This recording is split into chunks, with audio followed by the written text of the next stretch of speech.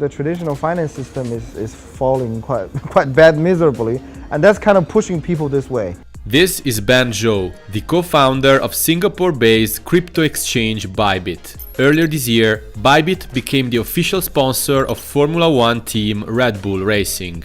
Formula One is about innovation, pushing the boundary. It's the competitiveness. It's the challenger of the norm. In this video, Zhou points out the synergies between cryptocurrency and Formula One. He also explains why people are increasingly preferring crypto to traditional financial tools. Hi everyone, we are here in Monaco during the Formula One Grand Prix, and I'm really happy to introduce you to a wonderful interviewee, founder of Bybit. Hi Ben. So how do you feel seeing your logo all around Monaco? Do you see people getting more interested in Bybit, in particular in crypto in general?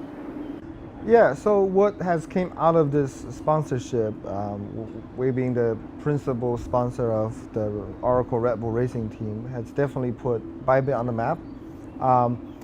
We can, walk around and people recognize me saying that, oh, you guys are the Red Bull sponsor, and you guys are the crypto guys, Formula One is about innovation, pushing the boundary, It's the competitiveness. It's the challenger of the norm, and that really goes well with crypto. And it really is kind of the Bybit belief as well.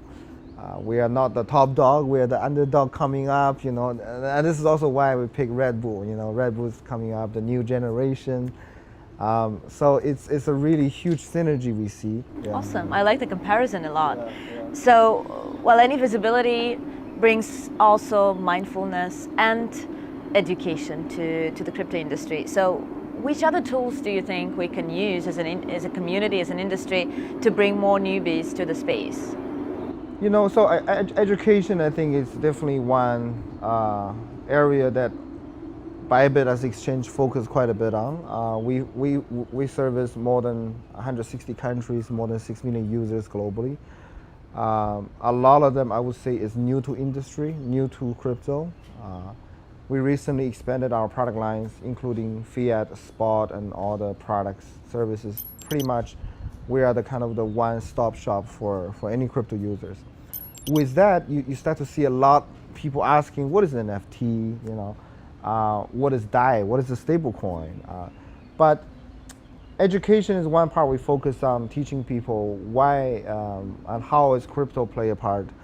But we see the need because the traditional finance system is falling quite bad miserably, and that's kind of pushing people this way. So it's both pull and push factor, and we provide our Bybit academies and all the live customer support that you can reach to give the human flavor and the human touch to crypto. This is one thing I feel like it's a little bit missing in crypto. I don't want to send people to Moon or to Mars. I want to present them an exchange that they're familiar with and they're used to, and they can actually find someone face to face to talk to, understand what's going on. Yeah. I totally agree with you, especially if you are inside this world. You see that traditional finance is definitely having problems, but maybe for some people outside of crypto, they still lack trust. And recent events, for example, Terra Luna, have definitely scared some institutional players and individuals. So what is your take on the current state of the industry, and how do you see this trust being built, especially after crisis situations like the Terra Luna one? Yeah.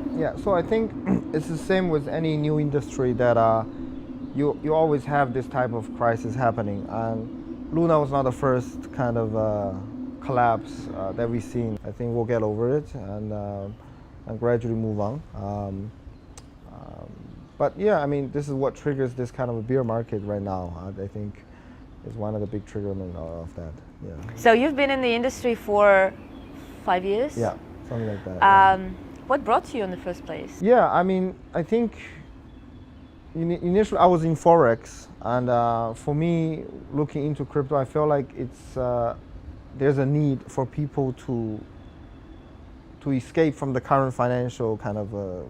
I see everything's being centralized, and I mean, what exactly is your money if it's being controlled and printed in a way that you cannot control, right?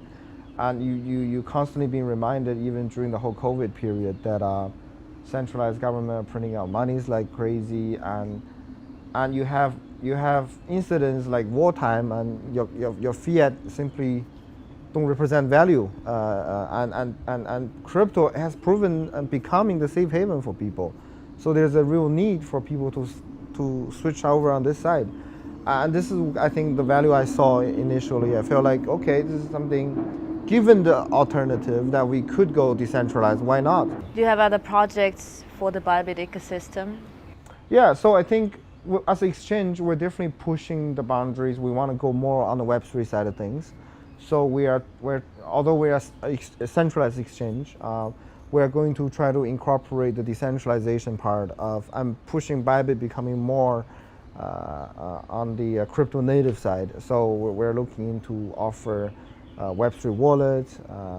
We have the NFT market ready, and possibly we're going to integrate with one of the decentralized exchanges and offer our clients the centralized exchange features and experiences, plus the decentralization and the perks on that side. What's your take on the role of metaverse in the future of money? I think metaverse is not only about money, it's about ownership. It's about actually a virtual reality. I think the whole problem with Web 2 is that you cannot actually own things on the internet, unless it's been proved by centralized website or agent. But Web 3, with cryptocurrency and NFT, you can actually start own things in a very native way. And that associated with that is entitlements and status. I mean, for me, it's what is society? It's you are you, me, is because our stats and our connections in the real life. That's what internet couldn't offer before. But with NFTs and all that, you can actually show status, and you can have that different hierarchy systems in the metaverse. So I can see that we're going to gradually move kind of that way. I think it's the future. Yeah. Yeah, I totally agree. I also think that like this NFT vibe actually gives another idea of what is identification. Like now our main identity is basically our passport nationality. Like, what is your identity in the digital world? Is it like your ideas or your affiliation to some DAO, or I don't know, your background, education, whatever? You travel a lot. How do you see different countries, continents, cultures react to crypto? And do you think that there are differences in reception, for example, in the States and in Asia and here in Europe? I think the overall sentiment is becoming very positive. One of the biggest worries for anyone in the industry is that regulators is just going to say no and classify you as a, I don't know, kind of gambling type of industry. But when the regulators start to regulate you, it means that they're putting you on the map and you are being accepted, right? So that's a very good trend. It's just different regions and countries have different mentality towards it. I mean, for example, Dubai, we got the UAE license and we're moving our headquarters there. They are just extremely open. They want to be seen as the crypto hub moving forward and attracting all the crypto talents. And with that, it definitely takes some boldness and they have to be extremely open. And they made it very clear that they want to talk to all the major players to see how to regulate the industry, and they have the open-mindedness that let's sit down together and discuss, right? And then we're also in Singapore. Singapore is a little bit slow compared to that, but they are definitely trying, and they are talking to all of us, but they're in a little bit more conservative ways. So I think, and we're in Vietnam, we're in Latin America, we're in South America. I think all these countries are trying very hard and trying to jump on the wagon, before it's too late, Yeah. And again, education is key. Like we also should, I guess, communicate with regulators as with friends and not as with enemies, because, well, we need to collaborate. What about collaboration within the industry? Collaboration versus competition. What do you feel more? I definitely feel like it's collaboration. Look, I think inevitably at some point, there's going to be a lot of cutthroat competitiveness, what you witness in the internet where, I don't know, Alibaba, Tencent, this kind of rivalry. But even within the industry, I think because we're growing, and I predict probably within a few years, we're still going to grow 20, 30 times as the new user come in. So as exchange or anyone in the industry, your focus is really about new users. Where is new user? So the pie is getting bigger. And to be honest, even now, I don't think project or exchanges are focusing on, I'm going to steal his clients. Or, I mean, everyone's like, where's the new clients? Let's focus on new clients. Let's take ourselves out of this industry, becoming more mainstream. And especially at times in crypto that regulators are wanting to understand what's going on. You want to unite and act as one and to give more leveraging power to the regulator and tell them, hey, we're here to do the real thing. We're here to stay and let's work, you know. So I think it's definitely more of that other than competitiveness and, you know, at this current stage. How do you see the future of cryptocurrencies? Do you think that like Bitcoin will stay as, you know, the main cryptocurrency, or will there be something else? Maybe something that hasn't appeared yet, or maybe something that we already have on our radars? Yeah, oh, I think I'm very bullish on the industry, but I don't know where we're going, because 2 years ago, if you asked me what is DeFi, what is Metaverse, what's an NFT, I wouldn't know, right? There was only Bitcoin and Ethereum, and there was a little bit focused on smart contract. So 3 years down the road, I don't know what new things is going to be, but what I'm very confident is the speed things are developing. Within 2 years, we have all this now. So I think Metaverse is definitely going to happen, but what's in the Metaverse, what's going to be the main adoption driver for people to come into the Metaverse, I don't know yet. I think it's going to happen. And I believe Bitcoin is here to stay for sure. I mean, for me, Bitcoin is the sort of value. It's the kind of, it's like the gold, right? I mean, the gold is here to stay. I mean, it's something that there's a concrete need for it, and I feel like it's here. So, but I'm very bullish on the overall industry. Yeah. What about idealistic? Being idealistic, do you believe that crypto industry can make this world better, can redistribute wealth, can make the world more free? It's definitely a redistribution of power.